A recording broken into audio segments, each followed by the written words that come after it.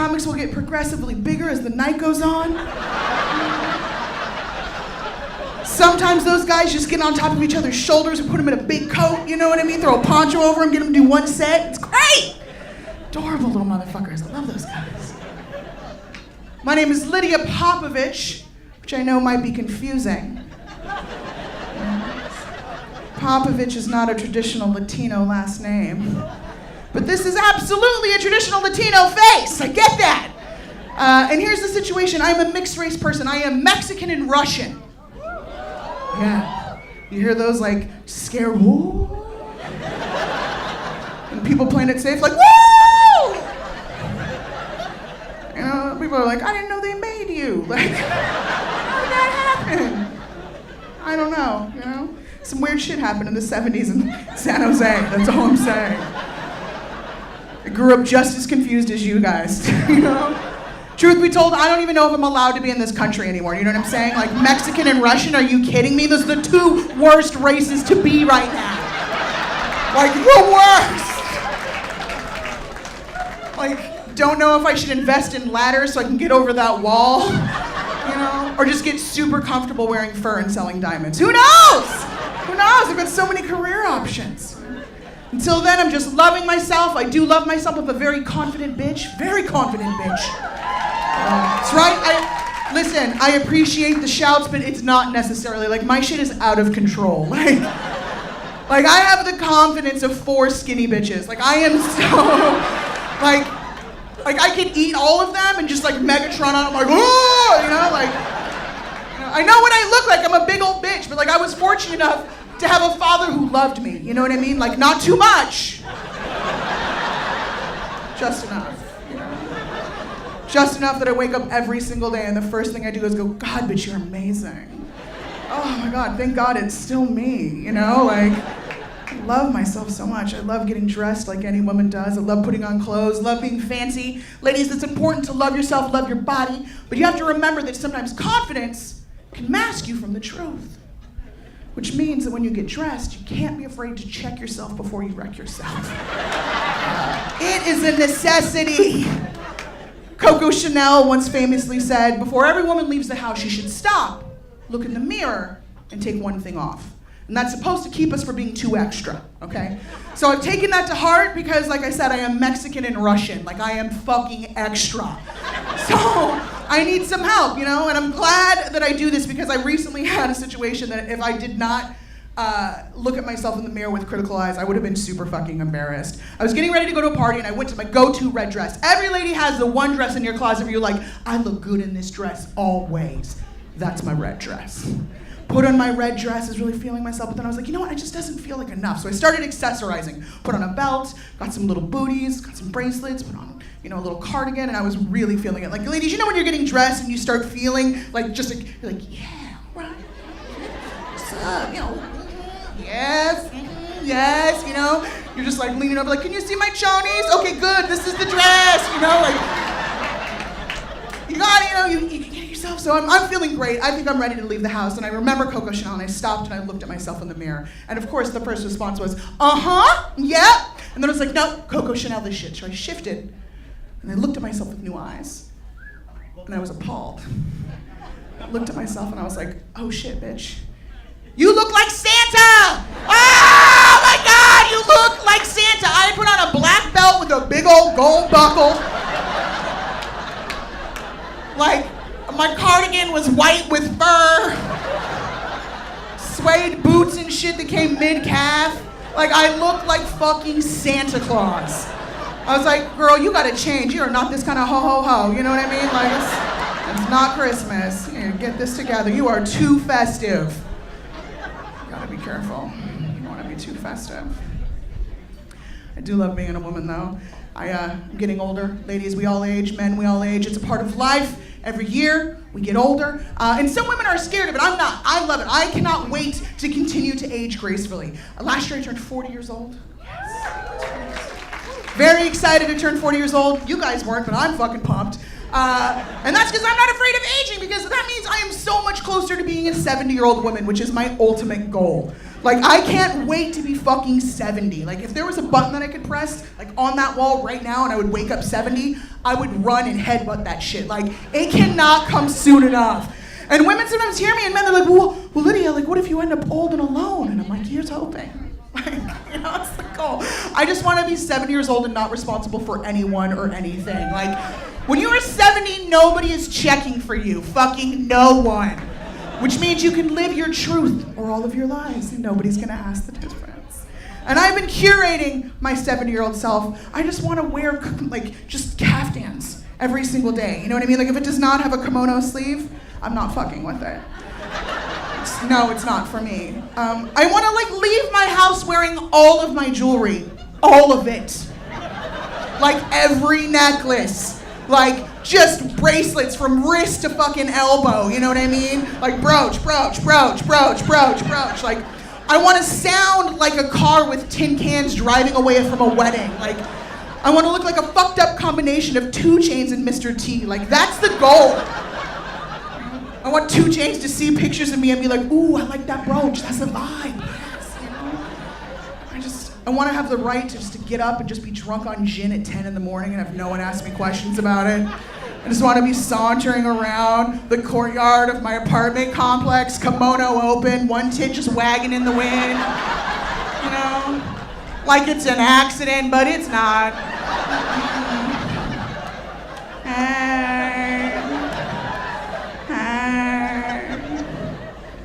Smoking a big doobie in one of those long cigarette holders, you know?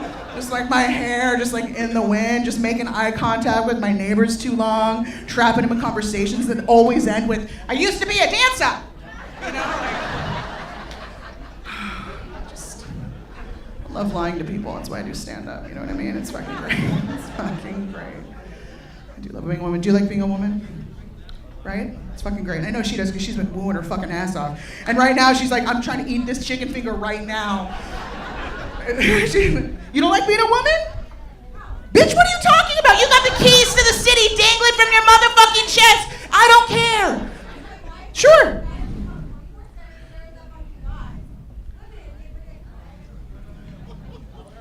Well, see, here's the thing. She's worried because she likes to fuck more than she gets credit for. She wants to get credit for all the dicks. She's upset that men can walk around and be like, pussy, pussy, pussy, and she's just like, but all these dicks though!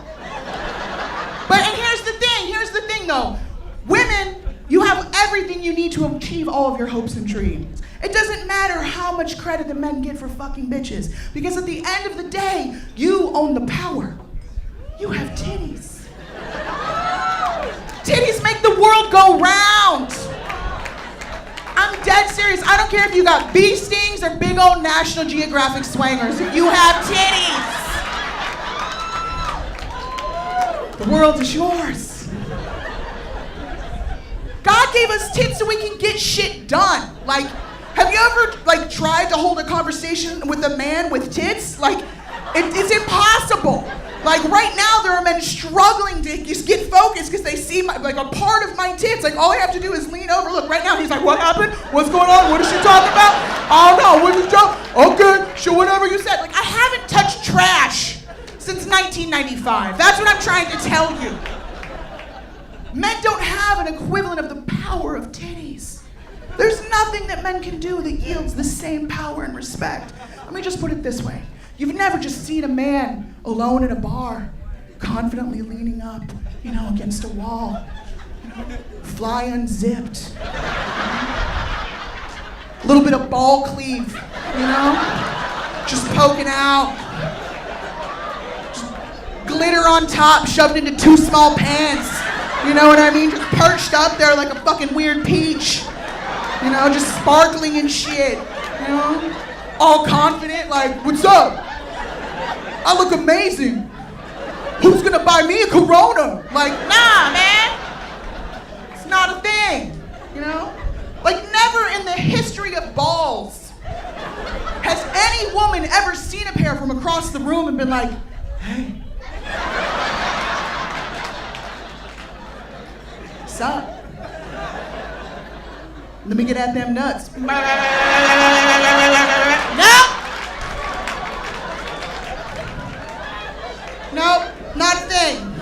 Not a thing. You know why? Because balls are fucking gross. They're fucking gross. Balls are weird. They're all wrinkly and smooth at the same time.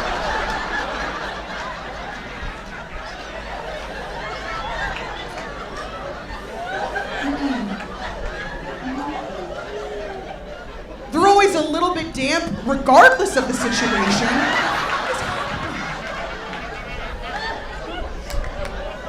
I still don't understand how God made elbow skin work like that. You know what I mean? Like,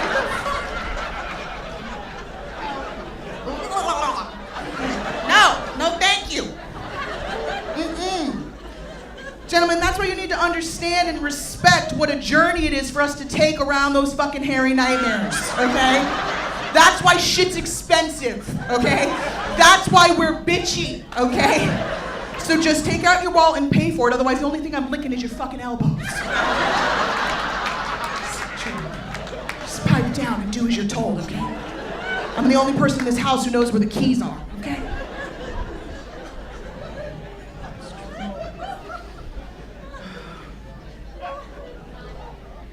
I want this bitch to choke on her chicken tenders, you know what I'm saying? This bitch over here is dropping nachos in her lap. She's like, ah, I love telling that joke and just watching women explode and watching the men just uncomfortably like, well, she liked them. She said there's salt. Gross.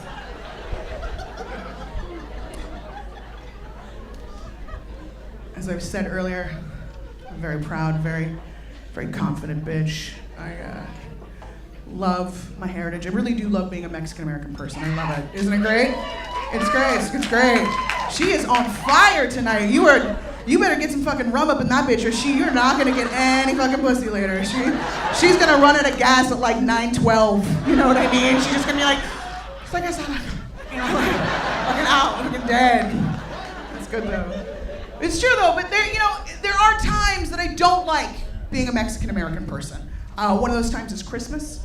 Being Mexican at Christmas is the fucking worst. It's the goddamn worst, because unfortunately we all have to intersect with white people. And every single time at Christmas, I have some nosy white lady that I know from some sort of way that comes up to me and is like, oh, hi, yeah, you're Latino, right? Yeah. I bet you've got a big family, huh? You guys gonna have a nice, big, traditional family meal, huh? And I have to take a deep breath because I know what's coming next. All you guys probably know what I'm gonna say next. This bitch always leans in and she's like, listen, Debbie and I were talking, and we were just wondering if maybe you know where to get any homemade Christmas tamales. Oh my God, tamales! Like white women at your office lose their shit at Christmas.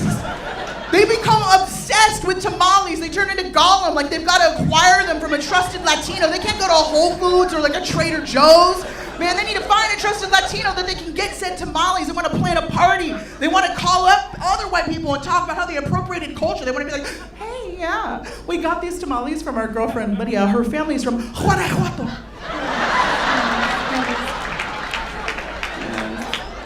They're all organic corn. They're filled with free-range artisan pork, and they're wrapped in delicate little papier-mâché flags of Mexico.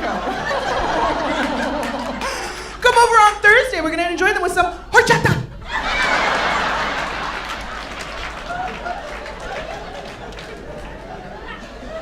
And listen, I'm not gonna front.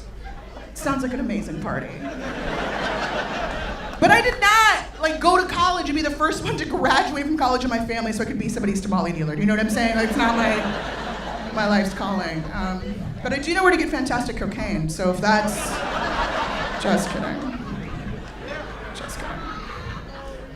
I'm gonna leave you with one last tiny little story. Now listen, usually I have to explain to people what cholos are, but we all know, right?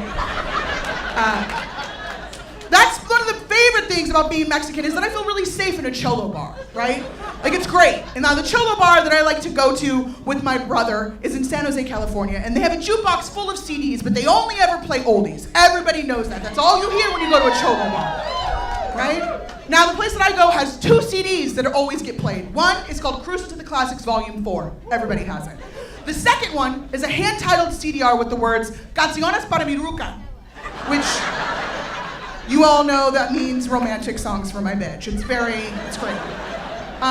Now, on this night, after about, I don't know, the fourth time that we heard the song Earth Angel, I heard the twinkling opening notes of Don't Stop Believing by Journey.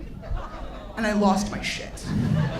Because I knew that song was not on one of those 2 CDs. And I looked at my brother who was with me and I was like, I am so glad we're here tonight. Someone is absolutely gonna get stabbed. This is gonna be amazing! You know, and I'm looking out into the crowd expecting to see like angry cholo and like something glimmery, but like I don't. Instead, what I do see are smiling cholos, swaying cholos. Little glasses of brandy and tequila being purchased and raised in elation. And at one point there was a dude who was sitting next to me and he had like this big tattoo that said puppet. And he stood up and did this.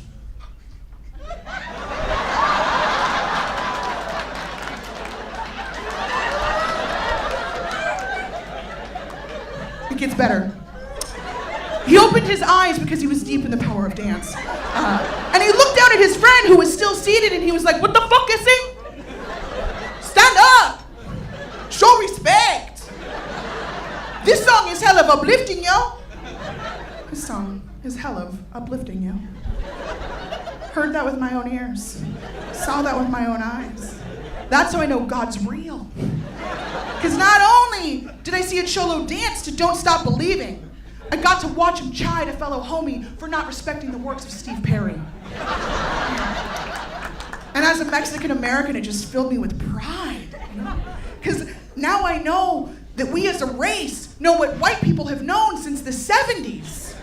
And that is that the music of Journey is hell of uplifting, yo. My name is Lydia Popovich. Thank you so much. Let's bring back up your hands.